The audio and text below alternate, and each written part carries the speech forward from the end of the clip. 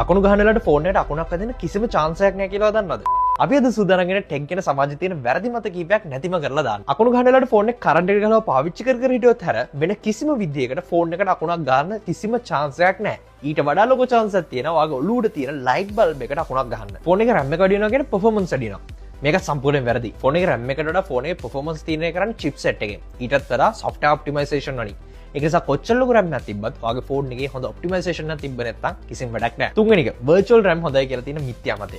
virtual RAM එහෙම නැත්නම් ඔය දැකලාදී ෆෝන් එක මිලදී ගන්නදී 4GB plus 4GB කියලා තවත් additional RAM එකක් තියෙනවා කියලා සඳහන් වෙනවා. ෆෝන් එකේ තියෙන storage වර්ග දෙකක් තියෙනවා. primary සහ secondary විදියට. අපි RAM එකක් හඳුන්වන්නේ primary storage එකක් විදියට. මොකද ඒකේ තියෙන speed එක හින්දා. ඒතකොට secondary storage එක තමයි සරලම storage එක. මේ වගේ slow storage එකක් RAM එකක් විදියට පාවිච්චි කරන එකේ ලොකු point එකක් ෆෝන් එකට ලැබෙන්නේ නැහැ. ෆෝන් එකේ තියෙන signal bus ගන්න වැඩි වෙද්දී internet speed එක වැඩි වෙනවා කියන එක.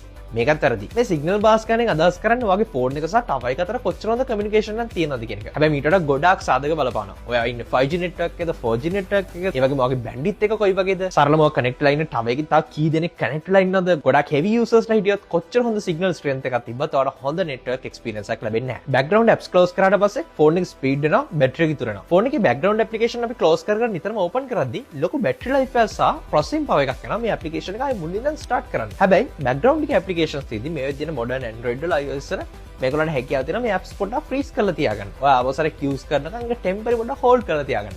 ඒ නිසා නිතරම පාවිච්චි කරන apps නිතරම close කරන්න open කරන්න යන්න එපා. තවත් ලොකු මිත්‍යාම දැත්තේ ෆෝන් එකේ කැමරා මෙගාපික්සල් ගන්න වැඩි වෙනවා කියන්නේ ෆෝන් එකේ කැමරාවේ quality කියන එක. ෆෝන් එකේ කැමරාවේ quality එක තීරණය කරන ප්‍රධානම සාධකයක් තමයි sensor එකේ size එක.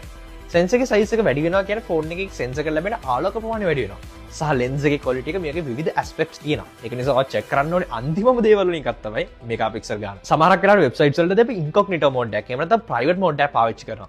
මේකෙන් කිසිම කෙනෙක්ට අපි යන වෙබ්සයිට්ස් බලා ගන්න බෑ කියන එකත් තාත් මිත්‍යා මතයක්. ඔයාලා හැම වෙබ්සයිට් එකක්ම තාමත් ඔයාගේ ඉන්ටර්නෙට් සර්විස් ප්‍රොවයිඩර් එහෙම නැත්නම් ඔයාගේ SIM එකේ කම්පැනි එකට බලා ගන්න පුළුවන්. ඔයා incognito හරි private හරි mode එකකින් ඔයා යනවා කියන්නේ ඔයාගේ device එකේ කිසිම විදියකට data එකක් save වෙන්නේ නැහැ. නමුත් මතක තියාගන්න ඔයාගේ device එකෙන් එළිය හැමතැනකම ඔයාගේ device එකේ මොන websites access කරන්න කියලා බලන්න හැකියාව තියෙනවා. Mac OS එකට virus එන්නේ නැහැ. ඇත්ත. Mac OS කියන එක Windows වලට සාපේක්ෂව ගොඩක්ම secure. හැබැයි Mac වලට 100%ම virus එන්නේ නැහැ කියන්න බෑ. Mac වලටත් virus එන වෙලාවල් තියෙනවා. airplane mode දැම්මම ඉක්මනට charge වෙනවා. airplane mode දැම්මම පස්සේ ඔයාලට ඉක්මනට charge වෙනවා වගේ දැනෙන තියෙන එකම හේතුව තමයි airplane mode වලදී ඔයාගේ phone එක network එකත් එක්ක connect වෙන්නේ නැති නිසා battery usage එක අඩු වෙනවා. ඒ වගේම airplane mode දාලා තියෙනවා කියන්නේ ඔයා වුණත් phone එක ගොඩක් වෙලාවට පාවිච්චි කරන්නේ නැහැ කියන එක. ඉතින් මේ හේතුව නිසා airplane mode දැම්ම කියලා directly ඔයාගේ phone එකේ speed charge වෙන්නේ නැහැ. ඉතින් ඔයාලා මොන හරි දෙයක් දැනගත්තද? මීට වඩා දන්න දේවල් තියෙනවද? අපි කතා කරමු comment section එකේ. ඒ වගේ මේ මිත්‍යා මත වල ඉන්න ඔයාගේ යාළුවන්ට දැනගන්න මේ වීඩියෝ share කරන්නත් අමතක කරන්න එපා.